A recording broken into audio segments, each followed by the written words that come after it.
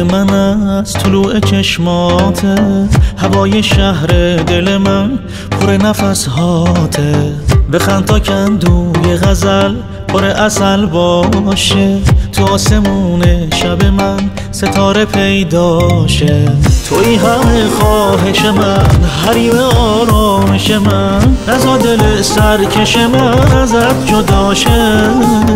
کنارتم من تا ابد، تو لحظه های خوب و بد، هر اتفاقی پیش اومد غمت نباشه.